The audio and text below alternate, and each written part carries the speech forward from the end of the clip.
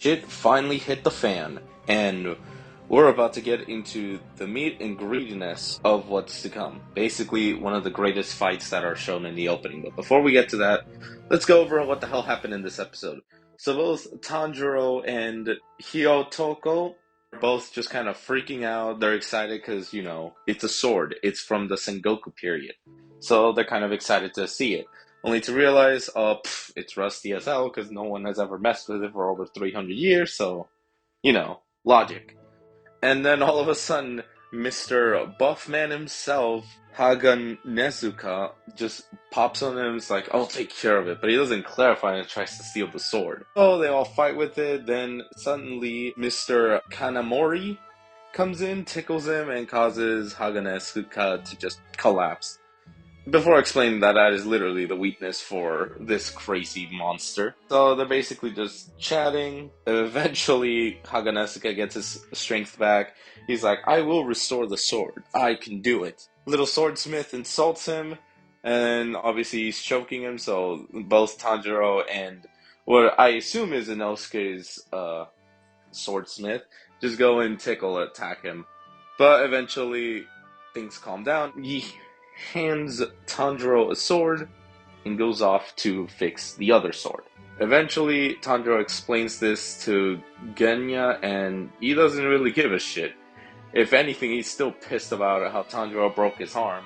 Tanjiro does tell him, like, hey, I saw you pull out your teeth. He's like, just kind of ignore that, like, in a very calm manner.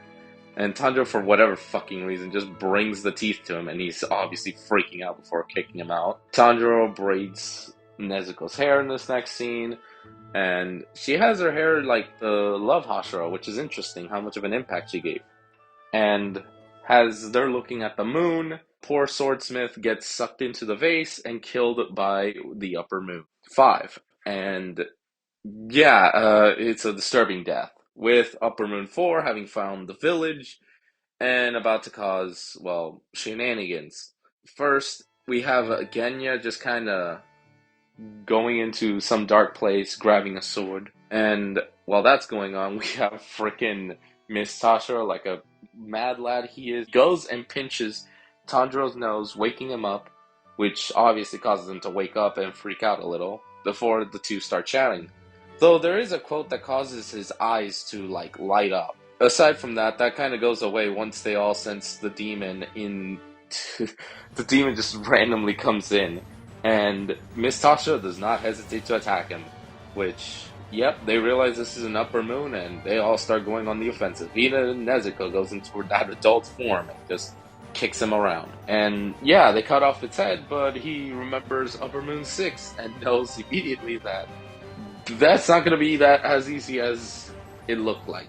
So suddenly there's 2 Upper Moon 4s that blow up the place. And actually, one blows it up, the other one is electrifying Tanjiro, and is probably about to kill him before Genya uses gun mode and shoots their heads off, only for them to start regenerating. So we have a lot more Upper Moon 4s to deal with. We have Tanjiro gets sent off into the forest and is about to get killed. We have Miss Tashira, Muichiro, just kind of going around thinking of the situation, noticing that the swordsmith kid, is under attack by a giant-ass fish and trying to defend himself.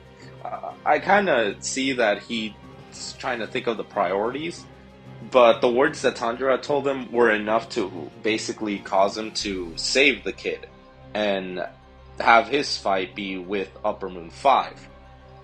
So that's how we have it. We have Tanjiro, Genya, and Nezuko versus Upper Moon 4s, and Miss Tashira Muichiro facing off against Upper Moon 5.